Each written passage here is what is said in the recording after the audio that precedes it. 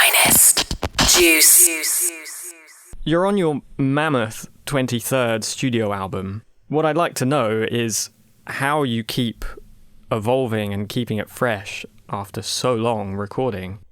Well, one thing is that we're fortunate enough to be able to work kind of in different musical contexts. We had been working recently on a musical film, and it sort of is kind of using different musical muscles than we would do on an album of 3 and 4 minute songs. So when we return kind of to working within a more traditional, if you can say that, song structure and with a band format, you kind of, we feel re-energized. And, also just the collaboration with Franz Ferdinand, the FFS project, really got us excited again about working that way and just presenting things in front of a live audience. There's kind of no, there's no comparison to that. It's interesting that you should mention FFS, which I was going to ask you about later, but I see no reason to wait. What did that experience impart to you? Well, it was a good experience for us in a number of ways. I mean, one was just that we were able to play around the world to some audiences that were probably some venues that were maybe venues that we wouldn't have played on our own as Sparks or bigger venues, some festivals and stuff. And so we were able to really attract a new audience that was coming mainly maybe to see Franz Ferdinand. And so in that sense, we gained a lot and we retained a lot of their fans as well. So just as a byproduct of it, it helped in that way. But also musically, we just think it was a really strong album and a really strong project, and really unusual one where 2 full bands actually merged and to do to record actually an entire album, and then to go out and actually tour with it is pretty rare. So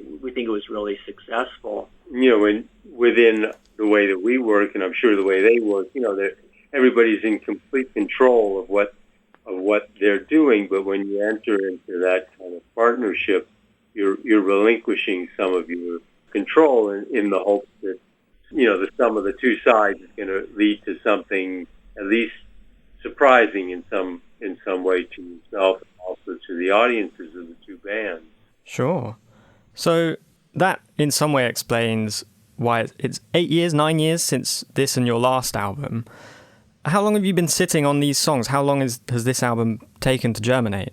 It actually, the songs for this album were actually done fairly recently. We started it at the beginning of last year, so nothing has been sitting around for a long time. When we decided to do the new Sparks album, the Hippopotamus project, we started with kind of nothing. We kind of prefer that because we don't really like recording things that we've had around a long time. Even if they're things that are valid musically, it just seems like if we can record something that's new, there's a different kind of energy that's there during the recording process than if we are kind of doing something that we've had just sitting in the back of our minds for a long time. So we kind of started the album, and there weren't any songs, and we wanted to see if we could kind of still work in this way, and we became very enthusiastic very early because it really seemed like we were able to come up with songs that excited us, and also songs that were really varied in their approach so that we could really play around a lot as far as the arrangements. Was there any singular theme or message that inspired this album, or is it more like a collection of ideas? I think it's more a collection of ideas. I mean, somehow, in some oblique way, we think that they all fit together, though, because there are 15 songs on the album, and for us, that's actually a lot.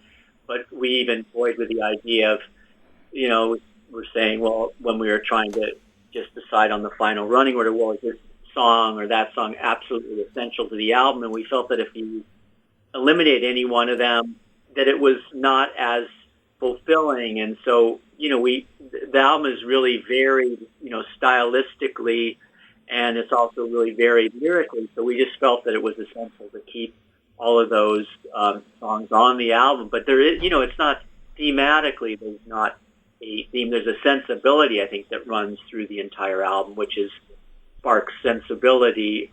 But thematically, there's not a one unifying theme. Okay, brilliant. How does the orchestration work? It can be very elaborate. Do you compose it yourself?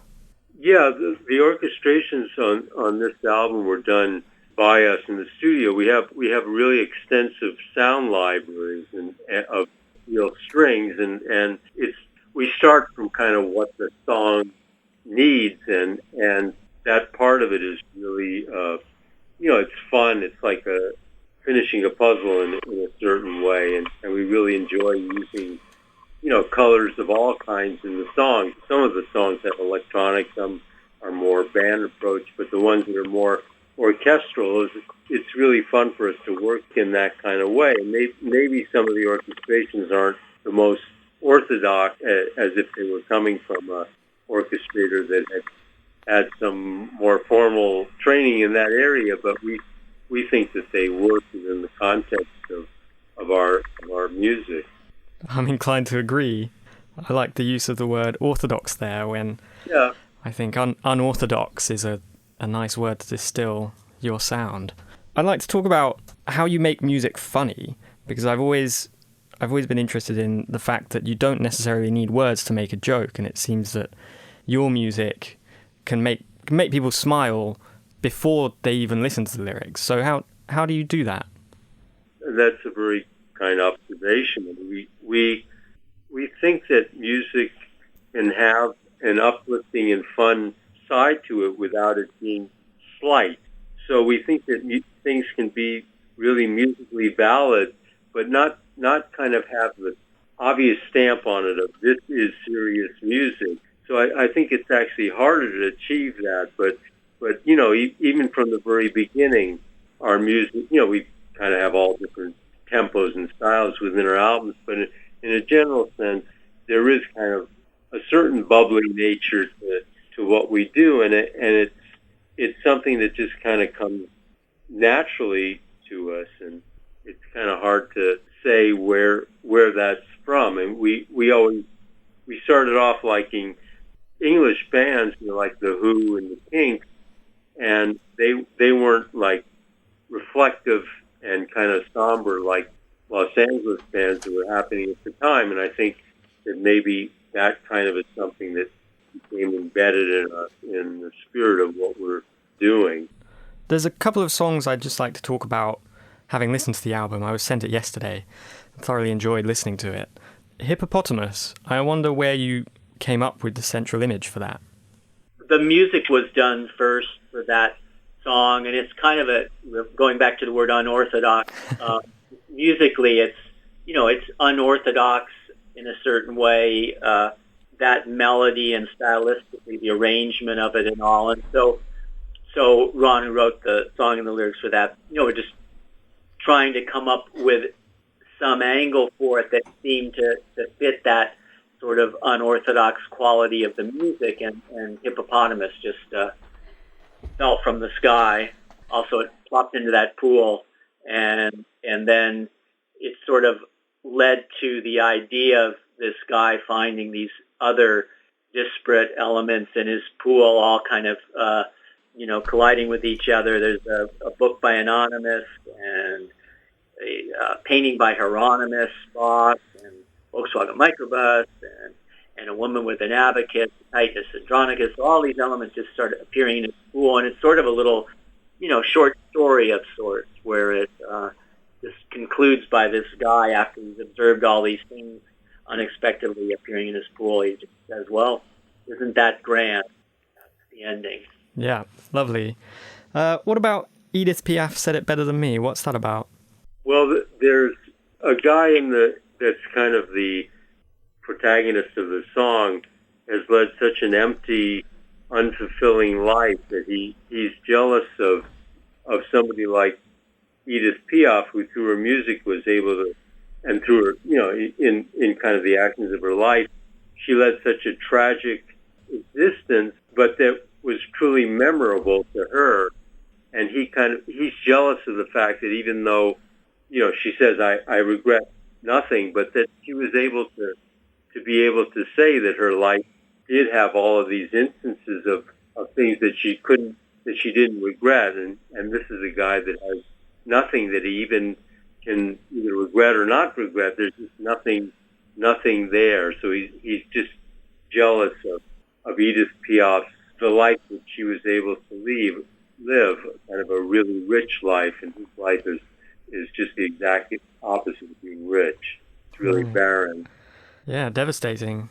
And the final one I wanted to talk about is Life with the Macbeths, which ends the album in a very dramatic way, almost operatic. What are you saying by choosing to end with that song? Well, it seemed like it was a song that was kind of hard to follow, to have another song follow that song, because the drama of it is so strong and bombastic in a certain way that anything else after that might kind of seem slight. So, part of the style of that might have come from just our working on the film things for a while and being able to inject that kind of orchestration into a song. But we wanted to see if we could kind of make almost like a 4-minute sound film, but that would be kind of complete in that amount of time. So we wanted to try to inject as much drama as we could in it. And it's basically, in a way, it's about an American TV reality show that's, in a certain sense, based on the Macbeth story, but a show like that's been carried to the extreme, and just putting that in a dramatic musical context. Okay, great. Now, if I've got time for one more question, Sure. It's more general. If we can go back a bit, you've been around since 1972 or even 1968. And in that time, you've been contemporaneous with all kinds of musical movements, from hip-hop to hair metal. I wonder if you'd reflect on what was the most exciting, or what seemed like the most exciting time. Perhaps it's today, I don't know. And then maybe following up on that, what do you think about trends in modern music?